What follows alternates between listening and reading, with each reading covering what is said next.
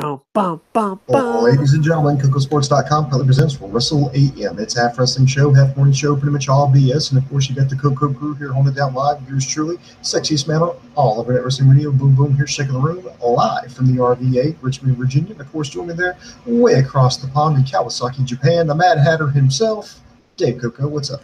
Nothing much, man. It's back. Lucha, Lucha, Lucha. I'm so excited. There's so much going on in pro wrestling. What a great time to be a wrestling fan. We had New Japan tonight. We had NXT. We have Money in the Bank. It's just a crazy, great time to be a pro wrestling fan. So I'm really excited. But, dude, as a guy who's getting back into it just because of, job, personal reasons, taking a break, whatever, it does seem overwhelming. You know what I mean? We promised we'll eventually, slowly but surely build up the reviews. But we start with Lucha Underground just because we love it. As always, we haven't done this in 27 years, but we're going to roll with it. As always, we ask you win, loss, or tie. What did you think of the show? Booms, before we break it down, win, loss, or tie. What do you think? I've definitely got to give it a win. I think it was a solid way to start season 4. Very, very good opener. Yeah, I'm giving it a win as well. I think a lot of the Lucha because I don't know. I just find it. I did find it a bit cheesy, but in a good way. You know what I mean? It's one of my favorite TV shows. I really enjoy it. But we'll break it down. But it did seem different. And I'm hoping that it's still awesome. Episode 1 was awesome, but there was enough stuff that's this is different, this is different, this is different, But I'm hoping that it's still awesome. But I was just so pumped up for episode 1. I was so excited. And yeah, so I was just fucking ready. I mean, the only negative I can think of is they didn't have a Marvel cutscene. You know how they always have that let's go back to the back to tell a story thing? They're Stryker said goodnight, and that was it. I was like, no, where's my Marvel cutscene? Where's the back? Where's my shot? But that's nitpicking the negative. Now, I saw some people online who were oh, it's a bit cheesy, but I think it's awesome. I think it's the best of comic books, the best of luchador, the best of sitcom television. And I don't know. It's a bunch of different styles of entertainment merged together in a good way. You know what I mean? So yeah, overall, I give it a win. Yeah, because all Lucha Libre really is just comic book superheroes come to life. That's pretty much the whole concept of Lucha Libre. Now, Dave, getting into it, granted, there was only one match, and we're going to try to break it down the best we can. Starting out, we find out that Dario Cueto did die at the end of season 3. I was going to say he's not officially dead till we see him dead in the casket. First fucking thing we see is him dead in the fucking casket. Yeah, and not only that, but on top of him being dead in the casket, I just think the father figure was so over the top awesome. It was just absolutely so fucking over the top. It was awesome. Yeah, the government agent revealed that, he said, I heard with his last breath he called you, and it's and then they made a big shocker. It's kind of weird, he called the man who ordered his hit. And I thought that was great writing and intense. Yeah. It made the character interesting right away. But here's the saddest part about this, Booms. We never ever got our old school 1980s fan club up for him. You know what? It's a missed opportunity. But hey, in our defense, though, Sammy was spearheading the project. Yes. So Sammy, what the fuck, man? We made you in charge. That was it. All right. Okay. Podcast going away and not being consistent, that's my fault. The site going in the tank, my fault. Horrible life decisions, my fault. But the 1980s newsletter covering one guy in Lucha Underground, that was you, Sammy. That's all you. That blood is not on my hands. All right, let's break this down as best I can because we're telling inside jokes from 27 years ago. Yeah. Now, they started out with a 10-bell salute for Dario Cueto. It was interrupted by his father, Antonio Cueto. He's actually played by the exact same actor. I don't know. I think it's so cheesy, but it's such good cheese. I fucking love it. It just cracks me up. Yeah. So, yeah, I don't know. I love it. I know. I don't know if everyone loves it, but I do. You know what I mean? You ever been like, Mhm. man, I really love this, but you're not sure if everyone else will? That's how I feel about this. Go on. So we start out, and he interrupted the salute and said he was going to start, you know, Aztec warfare. He was going to have Pentagon Dark defend the Lucha Underground Championship. So, and wasted no time. Now, for those of you who may not be completely familiar with Aztec warfare, it's kind of like a battle royal because people come in at different. I think it was what a 2-3 minute intervals, and but you cannot be eliminated by being thrown over the top rope, or you have to be pinned or submitted. So that's how that works. Now they started out with actually they brought out Killshot and the Mac, 2/3 of the trio's champions, but Dante Fox was missing, and so Antonio Cueto said, "Whoever comes in number three, well, that's just going to be your new partner, and he's also going to be a champion with you." And that third person happened to be Son of Havoc. Does anyone know shoot style where the fuck this guy's at? There's a lot of people who didn't come back. There's a lot of people frustrated with Lucha Underground. In fact, I've heard that there were even some people who came back to Lucha Underground just to be written off. Really?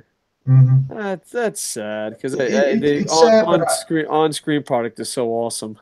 behind the scenes, it's just I understand it's frustrating because I mean they talked about okay, we're going to sign you guys for 7 seasons, but we're going to film them all back to back, and then they just started taking longer and longer and longer hiatuses. I mean, we're only now on season 4. Yeah, yeah. So yeah, that's crazy. Wrestling Nuts, we'll get to your live comments. I'll just read it right now. He says it was a good show and he was super pumped up over Tommy Dreamer, and I marked the fuck out over that too.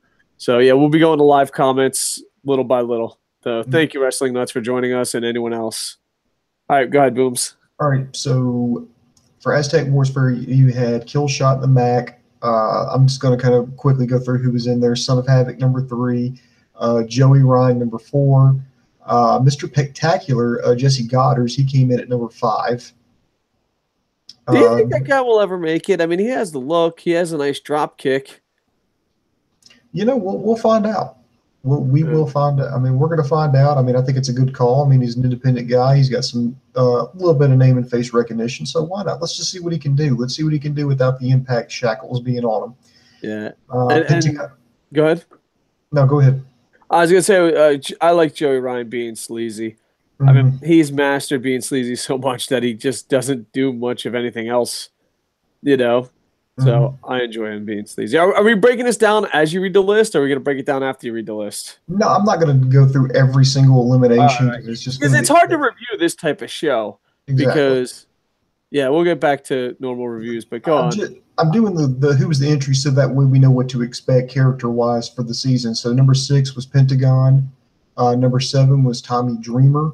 Yeah, that was a fucking shock. And I like the fact that he was allowed to wear House of Hardcore. But yeah, so yeah, I Uh, was really fucking excited for that. Number 8, Mariposa. All right. Number 9, Vinny Massario, who had a hilarious fucking entrance, by the way. Yeah, with the pizza and all that shit. Yeah, he Yeah, actually yeah. he had a pizza delivered, and then It he, reminded me of old school ECW. mhm. Yeah, he stiffed the delivery guy on the tip and goes in the ring. Pentagon gave him a pile driver on the pizza. Yeah.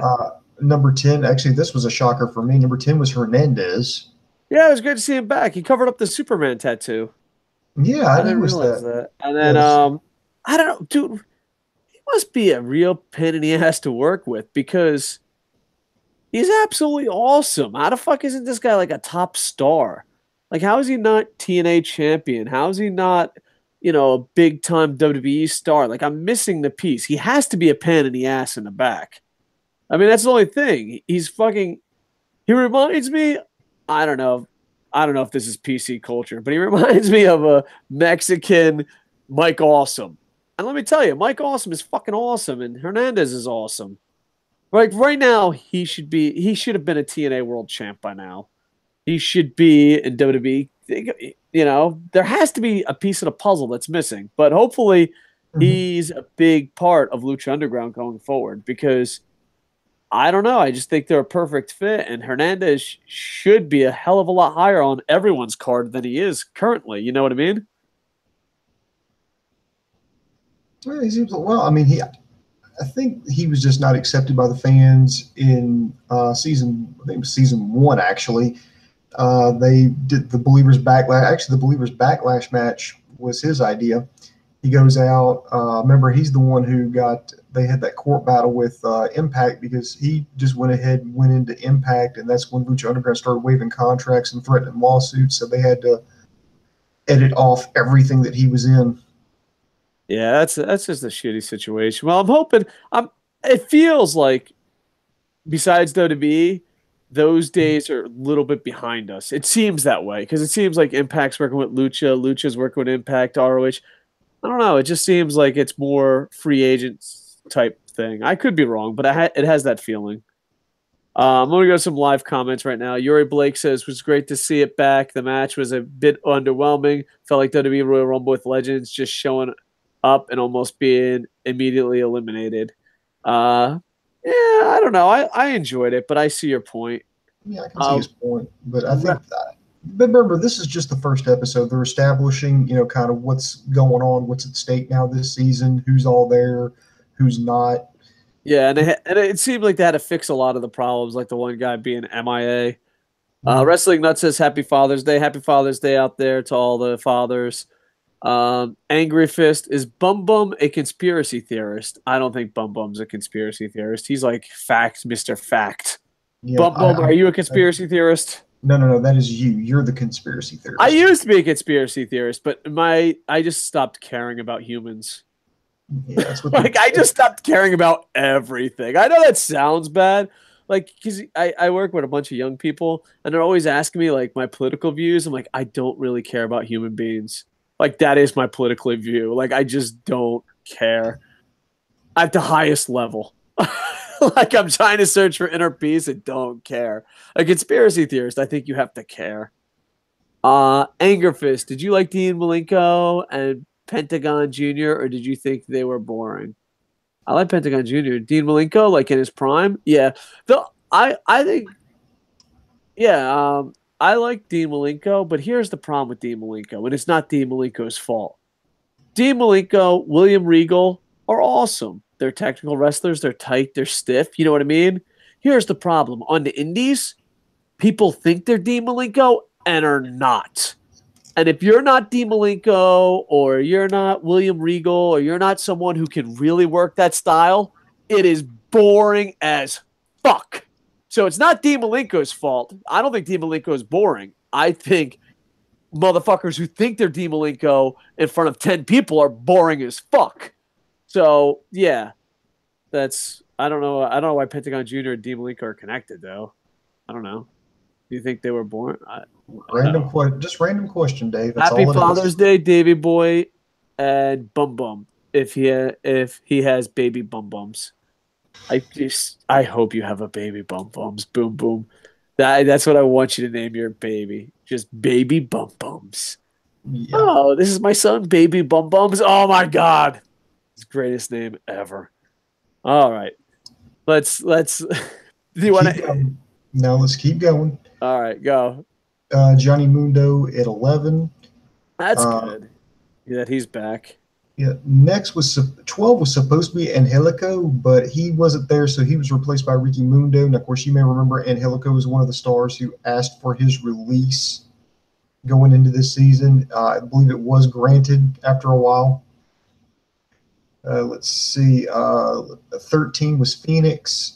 14, Jeremiah Crane. Yeah, I want to see more out of Phoenix.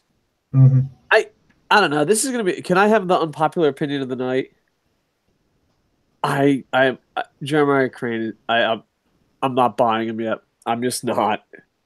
I don't know. Just the whole. I don't know if Dean Ambrose killed the fucking "I'm crazy, get it" gimmick, but I'm not buying him. He seems like your cup of tea, Bum Bum. I like him. Yeah, I'm so fucking bored with him. Like, got it. You're crazy. I don't know.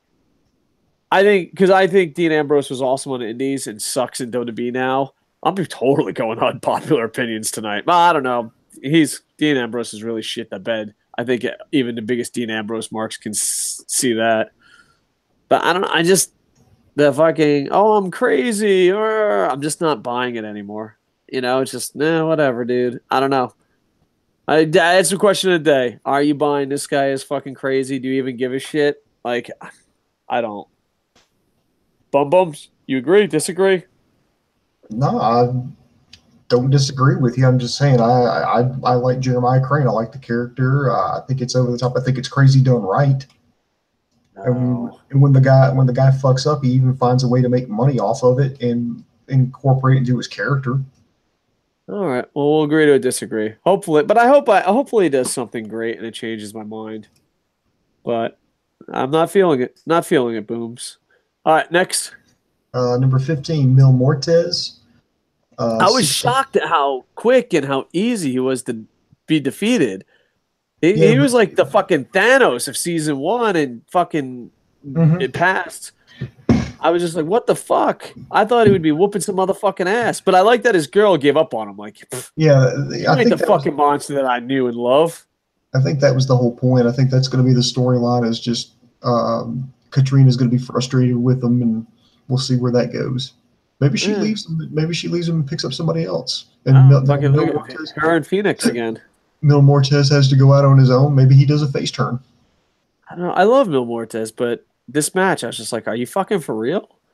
You know what I mean? It was just like fucking, I don't know. It's like little tiny David threw a fucking rock at goddamn Thanos, and he just like, oh, that's enough. I'm fucking dead. Like, what the fuck, man? You're Mil Mortez. Man the fuck up. Go on. 16 was Daga. Yeah. 17. I like Daga a lot. I want to see more of him. Yeah, he was absent. Like he was there for season 2, absent for season 3, and now he's back for 4. 17 is Chavo Guerrero Jr. He looked like he had life in him again. Remember when Chavo gave up on life? Yeah. I call that the Dave Coco error. I don't know. It looked like he had life in him. He was trying. He was putting some effort in. I don't know. What the fuck? Is this old school Chavo? We got the sweet deal teaching the girls on Glow how to wrestle. Oh, so now he's all motivated. I understand. Well, I don't know. I love a motivated Chavo. That's what I'm saying. And he looked like he had some pep in his step. So I liked it. Mm-hmm. That's the Chavo I want to see. That's the Chavo I love. Don't make me hate you, Chavo. Yeah, I thought did Chavo impress you? I impressed me. He did a good job. It's good to see him back and with a little pep in his step. Oh, what do you got? Number 18, King Cuerno. He missed all of last season with a back injury, and now he's back with the gauntlet. Number 19, Dragon Azteca Jr., underrated guy. I hope he finally gets some gold this season. Yeah, I want to see that. But I thought the announce team kind of threw him under the bus.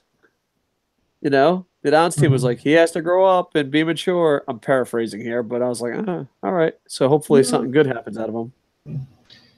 Number 20 was Marty the Moth Martinez, and that he was the final entry. See, I think he does way better at being crazy.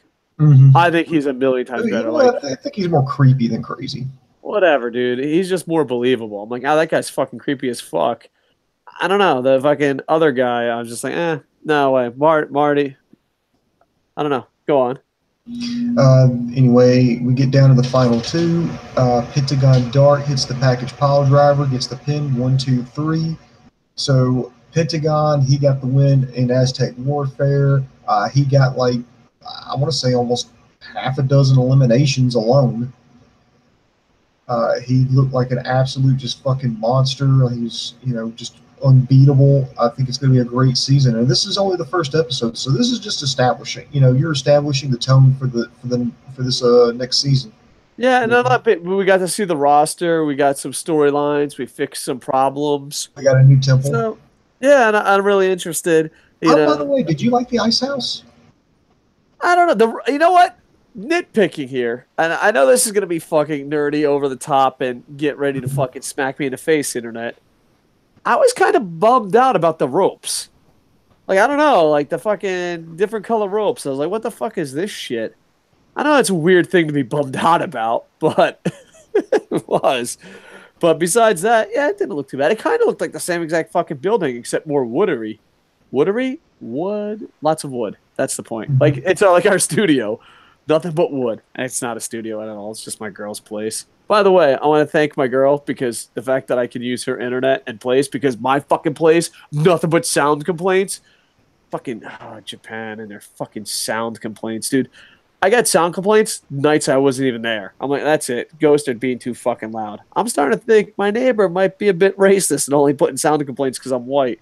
But yeah, my girl's like, okay, you can use my place 5 days a week. And I'm like, sweet. Some more podcasts. Thank you to my girl.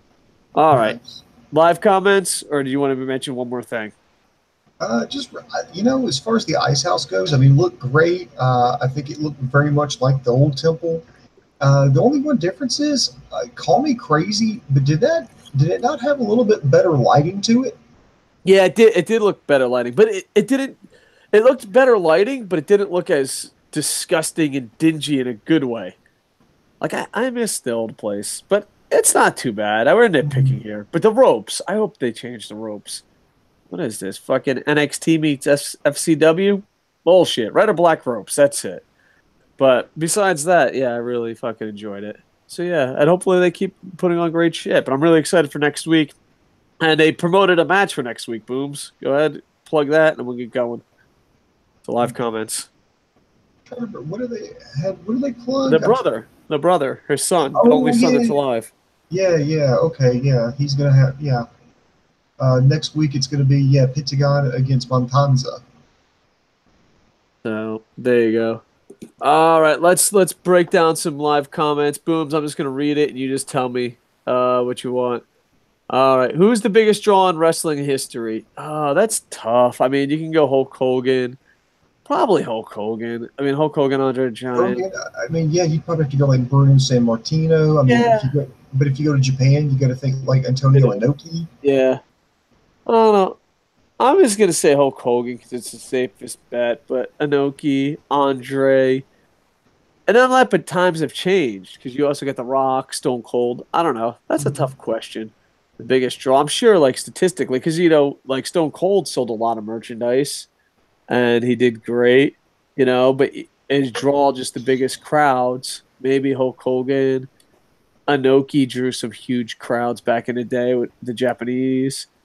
Yeah. And then also Bruno, he would sell out Madison Square Garden like 12 times a day or something. I'm being a little sarcastic, but you get the idea. Mhm. So, who is the better wrestler out of Edge and Christian? This is tough. Edge. I see. I think Christian maybe, but I think it's just because I hated how Edge humped the ring. Dude, I fucking hated that move so goddamn bad. Remember when he would slide in a ring and just start fucking Yeah. humping? I don't know. I didn't really like Edge's character, but Edge had a good spear. I think Christian deserved a lot more than he got. Oh yeah, absolutely. I agree with you on that point. Yeah. But out of But those two, I'd say Edge was the better. yeah. Did you enjoy WWF Backlash 2000? Dude, I am a punch drunk concussion fool. You have to give me the card. I can barely remember what was on this fucking card. That's why that's Bum Bum's number. I can't stop calling you Bum Bum. Boom Boom's number one job is literally to be my memory. That's it. If not, I just have to like fucking have a file open. But Bum Bum, tell them how bad my memory is, considering I slaughtered your name 7 times. Yeah, true story. It's like, hey, what's that name of that guy who lives in that house? It's in that city. Could you be a little bit more vague, Dave? The guy who's in charge of everything. In DC, the president. Yeah, that guy. All right, I'm looking at Wikipedia here. The main event was Rock defeated Triple H, Chris Benoit defeated Chris Jericho, Eddie Guerrero defeated as I don't fucking know. This just looks like a regular WWE pay per view. I honestly don't even fucking remember. Maybe that'd be a fucking go back because we always talked about doing like going to WWE Network and watching an old event. I don't know. I have no idea if it was good. I just don't have a good memory. Who was better wrestler out of the prime, AJ Styles or Christopher Daniels in the prime? All right, I totally slaughtered that, but you get the point. Who was better in the prime, Christopher Daniels or AJ Styles? I love AJ Styles with all my heart, and I watched both these guys in the fucking indies, and I seen him grow up. And Christopher Daniels' spirit did die. So we're not counting that. When we're talking about his prime, I'm in the rare. I know I'm in a minority. I think Christopher Daniels was better. I am in the minority by a lot, but I Yes, saw him on yes, the you are. Indies. I saw him come up, and I'm not taking anything. He's two of the best guys in the world. I mean, it sucks that Christopher Daniels' spirit died, and he just gave up on life. He pulled a Dave Coco, but and it's sad that TNA didn't book it better. You know what I mean? Like they should have booked the AJ Styles Christopher Daniels feud way better than they did. I think even if you think AJ Styles is a better wrestler, you have to admit the way they booked that feud was horrible. You know what I mean? It was like, here's a feud. AJ Styles wins 99 times out of 100. Ain't it a fun feud, guys? You know what I mean? So, but I'm in a minority. I think Christopher Daniels was absolutely amazing in his prime. But then it's also longevity. I think AJ Styles had a way longer prime. You know what I mean? So, yeah, I think history and the masses, I guess, but both of them were absolutely amazing. What's your favorite WWE pay per view of all time? Mine's WrestleMania 17. Does ECW One Night Stand count? I like ECW One Night Stand. Oh, I like that. I liked it. Oh, I don't know. It's my favorite match. But I thought the card and the build up was good. The King of the Ring with Kurt Angle and Shane McMahon. Oh, that was a good one. Oh yeah, that was Uh, a good one. I liked WrestleMania. Fuck the 17 through 19, like from 15 to 20. I thought they were doing good, but around that 17, 18, that Toronto one. Oh man, yeah, I really liked it. Which one was in Toronto with Hogan and I think that was X7. yeah, maybe. So yeah, I don't know. WrestleMania. It was WrestleMania 10, the one with which the one with because I don't remember pay-per-views from top to bottom. I always remember the main events or 10 was key the one with matches. Razor I like Ramon versus Shawn Michaels in the ladder match. that was a good match, but I also like the one where Stone Cold didn't tap out but passed out to Bret Hart. I thought that was awesome. I was at 24, so I remember that. I mean, if we're counting New Japan pay-per-views, there's a lot of Wrestle Kingdoms that I love. Mhm. But oh no, he asked for WWF. Yeah. Yeah, I'm thinking ECW One Night Stand just because it was an emotional roller coaster for us old school ECW fans, and I Mhm. thought it just delivered great. Um, and I like the King of the Ring. So yeah, but the WrestleMania 17 was pretty goddamn good. Who's your favorite singer? I don't know much about the music, but I like Eminem a lot. I like Cake. I like Sublime. I don't think they're singers. Those are bands. Yeah, those are bands. You got to go with singer. You know who I've been listening to a lot lately? It's a fucking YouTube band. Fuck, they're like got famous on YouTube, and it's not like a rock or rap, but it's happy music. It's like Kim and Tom or something. Kim and somebody. I don't know. I think they're fucking good, but I'm like a fucking music idiot. I'm not the person to ask for a music opinion. Who's your favorite singer, Boom Boom? If we're just going to go with Jeff Jarrett? Say Jeff Jarrett. Say Jeff Jarrett. Please say Jeff actually, actually, that was going to be the Road Dog, dumbass. Jarrett. Remember, kayfabe. As far as like actually singing, we're not talking bands and stuff. I would say out of singers, I'd probably say Vance Joy. I think he's an Australian guy. He's had a couple of songs out that I really really love. He's released one out called I think Saturday Sun. Yeah. I mean the guy can belt it, so I enjoy him. As far as like just pure like straight up singing wise, yes. Bands different story. Yeah. Yuri Blake, the ring was extremely quiet. Couldn't hear the refs count and wrestlers falling to the mat, etc. And he's talking about Lucha Underground. Yeah, it did seem quiet and bright. You're right. It did feel a little different. Why aren't you reviewing NXT this from Anger Fist? Me and Boom Boom have been crazy busy and we didn't watch it. And we made a half-ass promise that we'd do all the Lucha Underground reviews. So we're You know, delivering on that half-ass promise. then we gotta watch it. Yeah. I'll definitely watch NXT and I'm Money in the Bank and maybe we'll do a review. It's just I got like a bunch of I got a full-time job, I got a full-time job and two part-time jobs. So we're going into this slowly. I don't know. I thought this was late to review, but then we did make a half-ass promise, Boom Boom, and we're delivering on that half-ass promise. Exactly. But I heard it was awesome. I'll probably watch it tonight or tomorrow. What's the most popular sport in Japan? Depends on the time era. Right now, definitely soccer. Rugby's really picking up. This is an American football team in Kawasaki. In the 90s, it was probably American football, pro wrestling, and baseball's always been constantly popular throughout time. Sumo back in the day was super popular, but probably now soccer and rugby. Pro wrestling, it's they're starting to repeat where in America we're like pro wrestling was super popular and everything was popular, but now New Japan is rising and everyone else is dropping. So it's kind of like New Japan is becoming a WWE of Japan, where it's such a huge gap. But yeah, a lot of my students love rugby, but right now the World Cup's going on, so probably soccer, rugby. Sumo is kind of an old man sport now. Yeah, I mean martial arts go up and down in popularity. Pro wrestling goes up and down in popularity. So if I had to say, I'd say right now the hot sport is soccer with the side dish of rugby, and the constant sport is baseball. But they got American football. Go Kawasaki Frontiers. So there you go. But the problem is too with this is gonna sound, I don't know if you really want to know this, but the problem with American football in Japan is my team, the Frontiers, they're so fucking good. Dude, we win by like 40 points with our starters not even playing. Like our third string players beat other teams' first string players by like 40 points. So one team is so stacked that like to be a fan of the other teams is like, oh, this is fucking stupid. What's the point? Like we are playing the Pro Bowl, which is kind of like the preseason playoffs because they don't have a preseason, but they have a playoff in the summer. So that's kind of like the preseason. Yeah, we have third string players out there winning 47-0. And the teams are just so fucking stacked. And the thing is, like, even as a Kawasaki fan, you're just sitting there going, holy shit, this is boring. We're winning by so much. It took us 3 seconds to score first.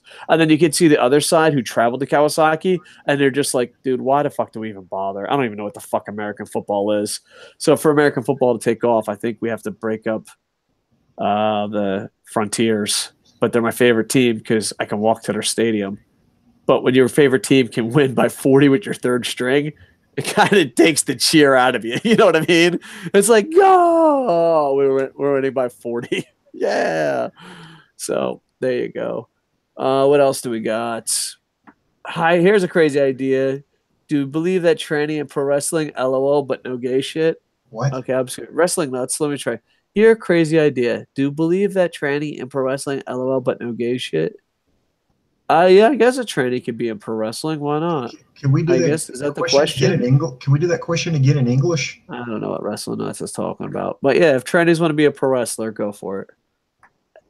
Anger fists. Maybe he's talking. I'm trying to figure out what his question. Maybe he's saying, will there be a tranny in wrestling and it not be? How about we just let him retype his question instead of guessing? That's good.